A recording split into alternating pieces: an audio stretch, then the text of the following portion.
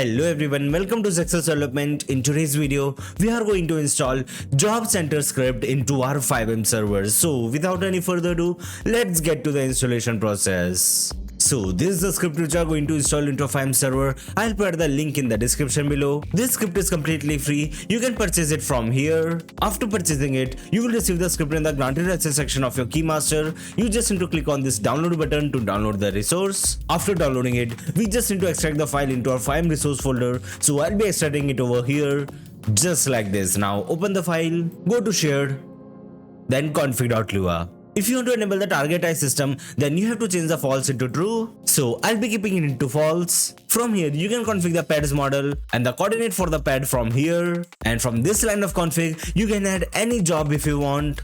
You just need to fill the details with the given format. You just need to copy this from here and paste it over here. And after that, you just need to fill the detail for your custom job. Now copy the name of the script, go to server.cfg and you just need to paste it over here.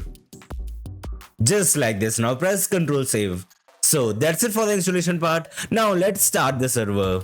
So we are in a server now. We just need to come to this alt apartment which is over here. After that, we have to come to this pad and we have to press E to open the job menu. And as you can see over here, this is the job menu of the script, as you can see.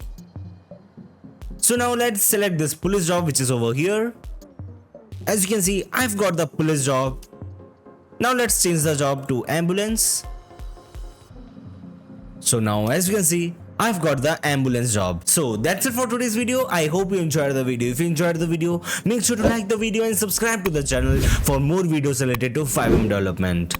Goodbye.